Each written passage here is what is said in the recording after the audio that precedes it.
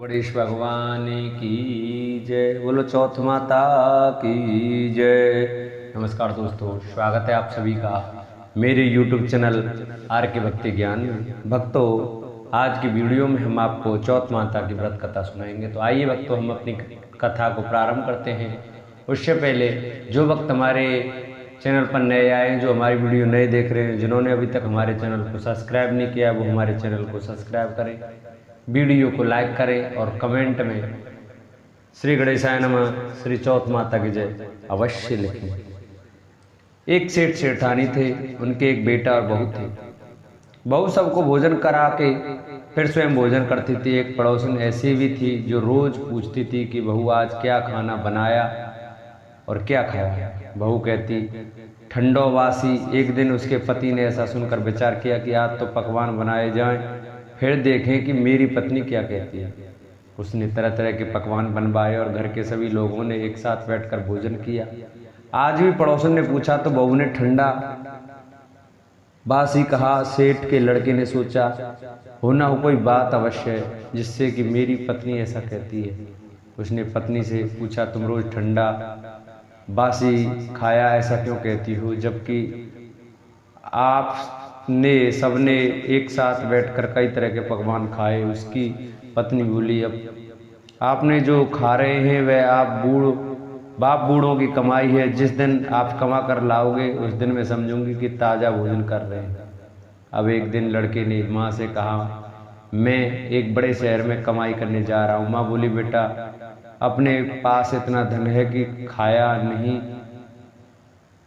खवेगा। माँ के मना करने पर भी बेटे ने स्वयं कमाने का दृढ़ निश्चय किया और जाते समय पत्नी ने कहा मैं जब तक कमाकर बहुत सा धन लेकर ना आऊँ तुम चूल्हे की आग मत बुझने देना। एक दिन चूल्हे की आग बुझ गई तो वह मन ही मन घबराने लगी, कहीं मेरे पति पर संकट तो नहीं आन पड़ा। जल्दी से पड़ोस में से आग लाकर चूल्हे में रख दूं, ऐसा विचार करके पड़ोस में गई।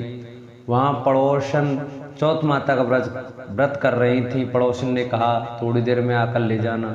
बहू ने पड़ोसन से पूछा आप यह व्रत क्यों कर रही हो, इससे क्या मिलता है। पड़ोसन ने कहा चौथ माता के इस व्रत को करने से अन्य लक्ष्मी मिलती ही है और अपनी सभी मनोकामनाएं पूरी होती हैं। अब बहू भी चौथ माता का व्रत करने लगी।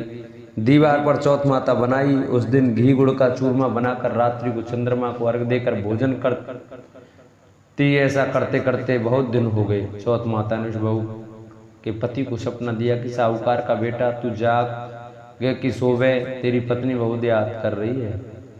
घर जाकर उसकी चिंता मिटा, तू दुकान खोलकर क्यों केसर का पगल्या बना के बैठ जाना, आज तेरा हिसाब किताब चुकता हो जाएगा। अब तो चौथ माता ने जैसा कहा था वैसा ही हुआ। उसने घर जाने की तैयारी की और गाड़ी भर के धन दौलत लेकर चल दिया। रास्ते में एक बड़ा सा काला नाग फन फैलाए बैठ गया और कहने लगा आज तो मैं तुझे डसूंगा, छोड़ूंगा नहीं, आज तेरी आयु पूरी हो गई है। सेठ ने लड़के से कहा, सेठ के लड़के ने कहा चौथ माता ने मुझे सपना दिया तो मैं पत्नी से मिलने जा रहा हूँ। वहाँ मेरी पत्नी बहुत चिंता कर रही है, मैं उससे मिलकर जरूर लाऊंगा, तुम मुझे डस लेना। नाग ने कहा तुम शपथ पूर्वक कहकर जाओ, मैं तुम्हें जाने दूंगा, लौट कर नहीं आए तो तुम्हारे घर आकर मैं तुम्हें डस लूंगा। इस प्रकार सर्प को वचन देकर वह अपने घर पहुंचा।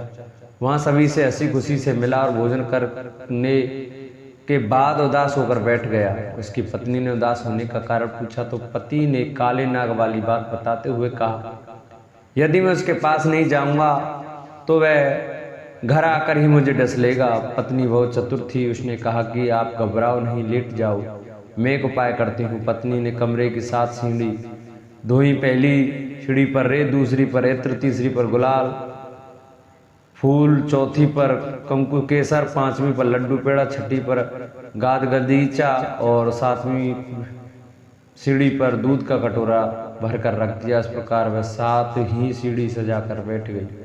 आधी रात होते ही नाग आकर पहली सीढ़ी चढ़ने लगा। पहली सीढ़ी पर रेत में लौट गया और कहने लगा कि सेठ की बहू ने आराम तो बहुत दिया है और बच्चों से बंद कर आया हूँ, सो डसूंगा अवश्य। इसी प्रकार 7 सीढ़ियों पर नाग आराम करता हुआ और कहता हुआ कि डसूंगा जरूर कमरे में जाने ही वाला था कि चौथ माता ने विचार किया कि मैं इसे नहीं बचाऊंगी तो संसार में धर्म कर्म और व्रत पूजन को कौन मानेगा। अब तो गणेश जी, चंद्रमा जी और चौथ माता ने उसे बचाने का विचार किया। चंद्रमा जी ने उजाला किया, चौथ माता ढाल बन गई, गणेश जी ने तलवार लेकर नाग को मार दिया और ढाल से ढक दिया। अब बहू भी थकी हारी सो गई। दिनों रात तो लोग बेटे से मिलने आए, परंतु बेटा बहू तो उठे ही नहीं थे। बहुत देर हो गई तो माँ उन्हें उठाने गई। माँ ने सातों सीढ़ियों पर जो कुछ देखा बहुत घबराई और बेटा बहू को आवाज लगाई। बेटा बहू उठे तो देखा कि एक ढाल तलवार वहां पड़ी है। अब ढाल उठाई तो वहीं काला नाग मरा पड़ा हुआ था। बेटा बहू ने सोचा कि आज तो धर्म कर्म ही आड़े आए, जो भगवान गणेश जी और चौथ माता ने हमारी रक्षा की है। हे चौथ माता, आपने जैसी सेठ के बेटे बहू की रक्षा की वैसी सबकी रक्षा करना। बोल चौथ माता की जय, बोलो गणेश भगवान की जय।